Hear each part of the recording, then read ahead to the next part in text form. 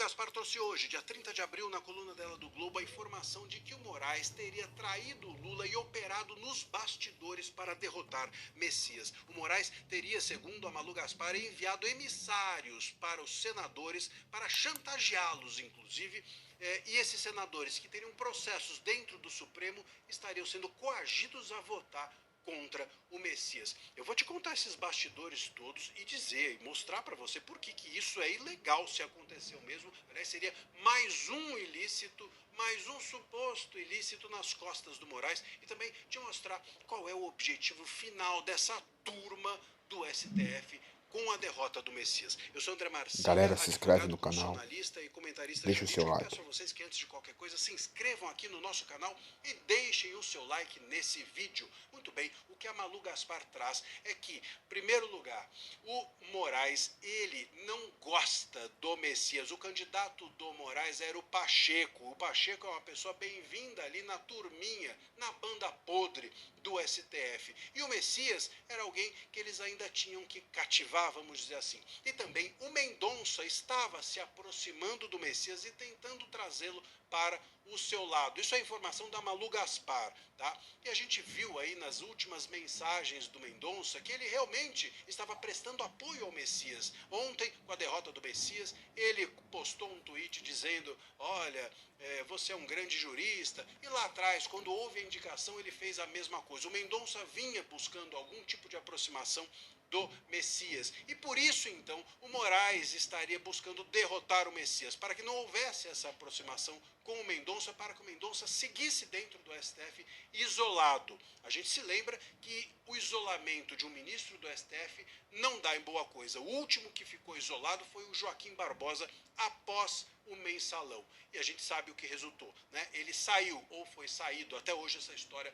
não está bem esclarecida. Então é em relação a tudo isso que o Moraes estava combatendo o nome de Messias. Seja porque o candidato dele era o Pacheco, seja porque o Pacheco integraria essa banda podre do STF com muita facilidade, vamos dizer assim, e seja porque o Messias vinha, como eu mencionei, segundo a Malu Gaspar, se aproximando do nome do Mendonça. Bom, meus caros, dentro desse cenário, é bom que a gente diga que o Moraes se fez essa pressão mesmo e fez com chantagem, cometeu, óbvio, ilícitos, mais uns aí ilícitos para conta, ou para possíveis ilícitos, para a gente não ter problema aqui, para a conta dele. Ele infringe, se ele fez esse tipo de chantagem com senadores que têm processo dentro do STF, ele infringe a Constituição Federal no artigo 95, parágrafo único, inciso 2º, e também a LOMAN, que é a Lei Orgânica da Magistratura, que impede que um magistrado haja politicamente. Você não pode exercer atividade política e nem partidária. E o ministro Moraes, claro, estaria agindo assim. E não pode, óbvio, nem chantagear. Chantagem é ilícito, é bom que a gente diga.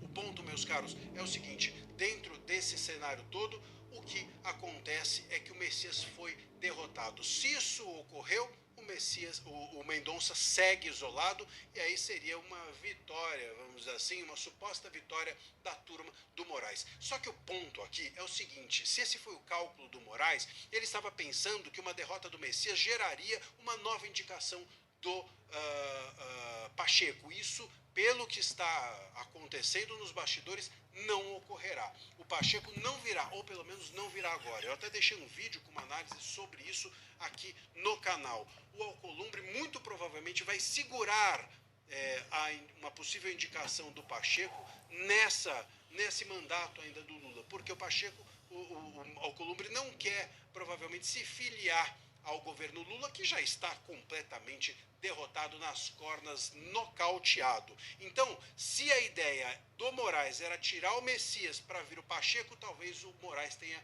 caído do cavalo, tenha quebrado a cara. Pode também ser o seguinte: nós estamos diante da possibilidade de que o STF, o Moraes e a sua turma tenham desejado mostrar força dentro do Senado, mostrando que eles podem chantagear, que eles podem chegar junto, que eles podem ir adiante, etc, etc.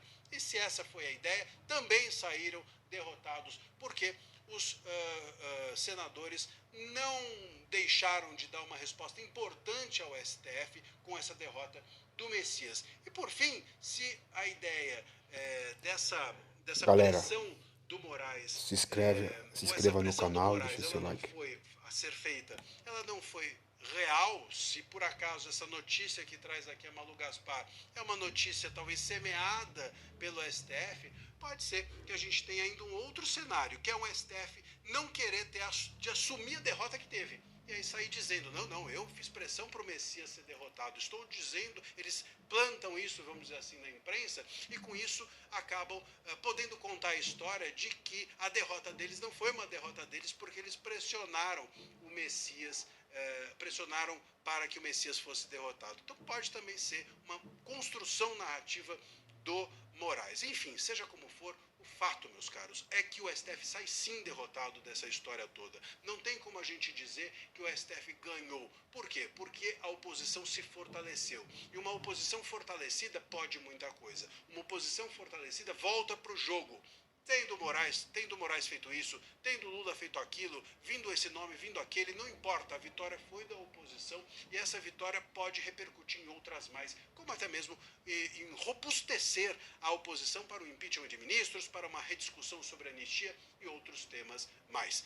Deixa aqui o seu comentário se você acredita que nós podemos ter uma oposição fortalecida por essa derrota do Messias, ou se você acha que de fato foi uma vitória do Supremo. E também, se você quer saber mais sobre isso,